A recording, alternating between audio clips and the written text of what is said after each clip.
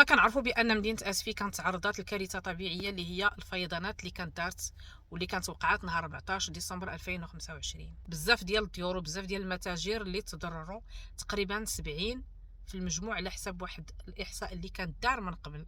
حاليا الله اعلم، وحسب الاحصائيات اللي كانت دارت نهار من بعد فكان 37 واحد اللي توفى، الله يرحمهم والله يصبر العائلات ديالهم.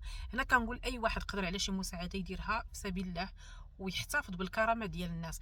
فالانسان واخا متضرر راه عنده كرامه وعنده شرف، لان هذه كارثه طبيعيه وتقدر توقع لاي واحد. فعمر الانسان ما يستغل الظروف ويبقى يبين راسو هو كيعاون فالمساعده لوجه الله. كيف ما قلت لكم هذه كارثه طبيعيه ممكن اي واحد يتعرض لها.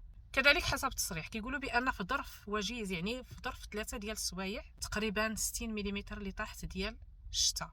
فهادو فيضانات، هذه كارثه طبيعيه اللي وقعت للناس ديال اسفي. فقلوبنا معكم الناس ديال اسفي، وكنتمنى الله يخفف عليكم. 37 واحد اللي توفى راه ما سهلاش، 37 عائله اللي دمرات، شحال من واحد تسيتم، شحال من واحد مشى لولادو. فالانسان يدير بلاصتو في بلاصه هذوك الاشخاص اللي ما كانوش معولين على هذه الكارثه. فحنايا كنعرفوا الاعمار بيد الله وكل شيء بيد الله، ولكن فاش كتكون كارثه على الاقل يكون واحد التضامن ويكون قلوبنا معاكم.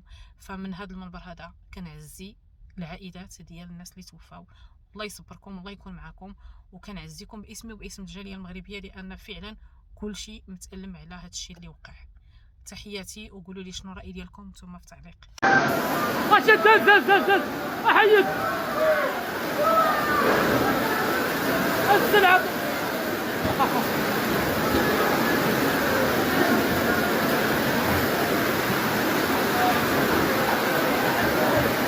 قالوا لوحه من الداخل، الحوايج